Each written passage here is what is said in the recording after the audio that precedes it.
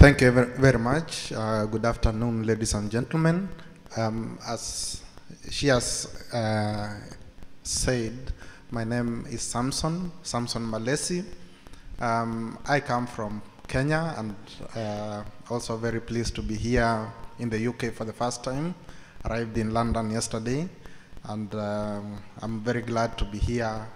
I didn't know it rains in Manchester all the time. So I'm also happy to be here for a sunny Manchester afternoon. The issue of climate change is a reality, and a very grim reality in the African context. And to many people, climate change has a diverse definition. Many people define climate change differently, based on maybe a very scientific definition. People, when we go to the COP, Copenhagen, Cancun, and whichever, people talk about very scientific definitions of climate change, which is probably the reality of the scientific definition. However, the reality of climate change in the African context is the definition of climate change. And I'll tell you a story of one Eunice Wanjiru, a young mother with 2 children coming from a village in Embu in the eastern central zones of the country of Kenya.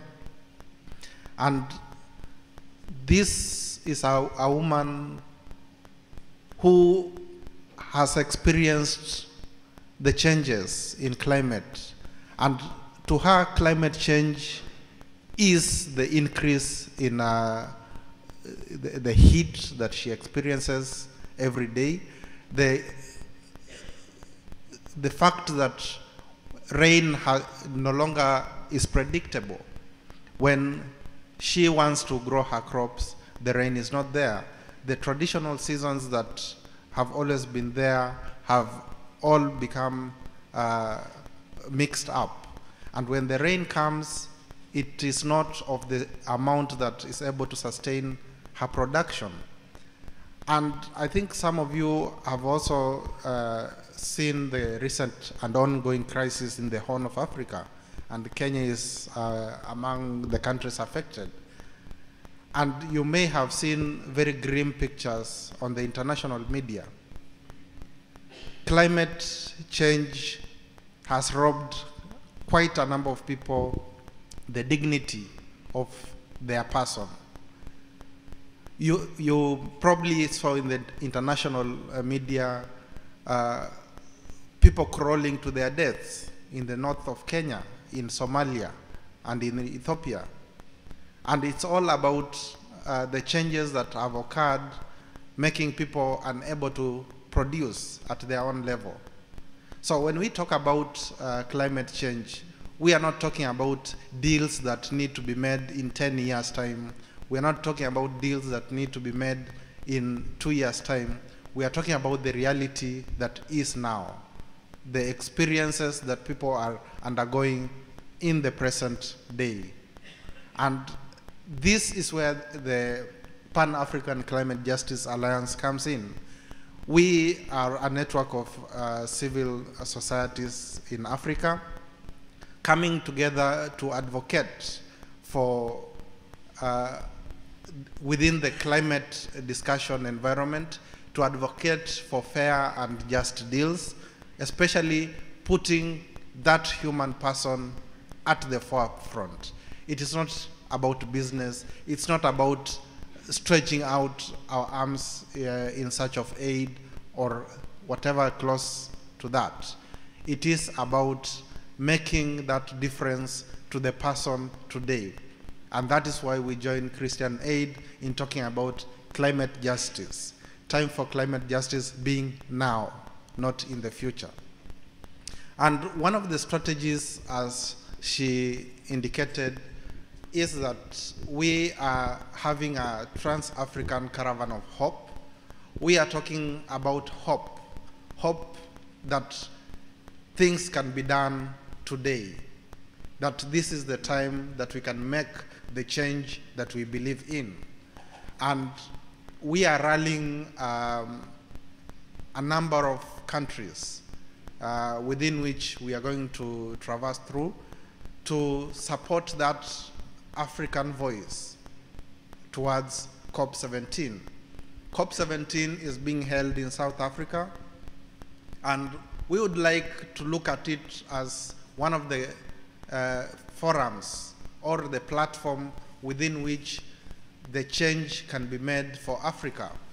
And the main goal of the Trans-African Caravan of Hope is to galvanize and consolidate the African voice in order to highlight the priorities of the African people and the concerns as we look at the international discussions of climate change, and most importantly, express hope that it can be done, and that it can be done now.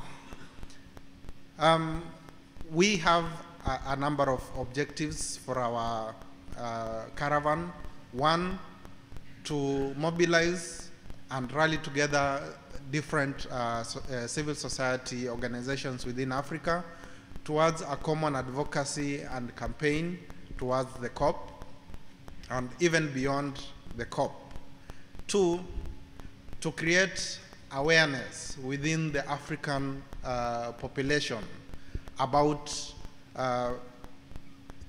the existence, the upcoming COP in Africa, and how they can raise their voice towards the same. Three, to particularly target African leadership, because we know that the COP is in part a political process.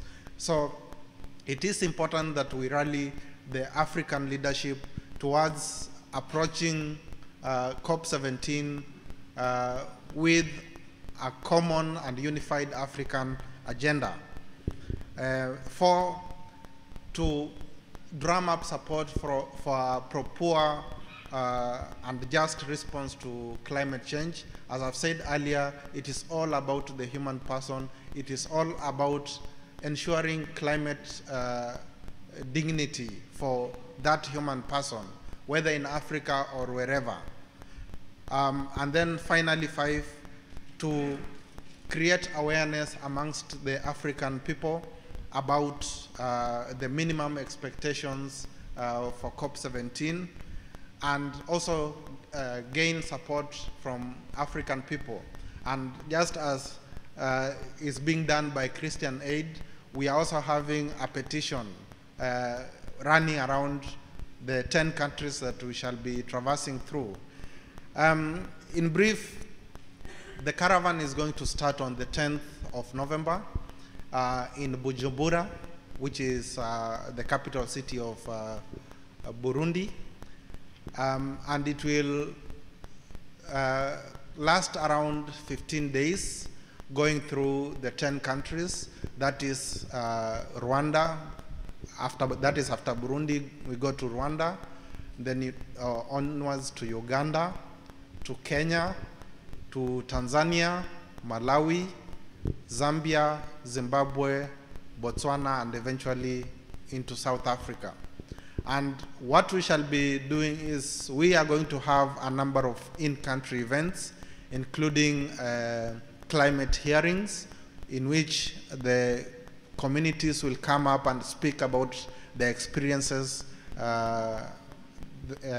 within their own communities about climate change. We are going to collect the petition signatures from the communities, and we are also going to have concerts, climate concerts and eco-fests, in which people are able to share experiences about what the impacts of climate change has been to them, and also how communities will be able to adapt in the current scenario to the impacts of climate change. And we are hoping that after collecting approximately 1 million signatures, we are going to hand them to the President of South Africa, President Zuma, who is the host president for the COP17, and that this will be a forum through which we are able to gather and present the people's voice on the issue of climate change to the plenary in COP17, Durban, South Africa. And it is our hope that as we do this, we shall also be able to get support from our international partnership, and that is why we are here, to also raise the awareness for the same, and also to invite you to support the African people as they raise their voice for crying out for climate justice. Thank you very much.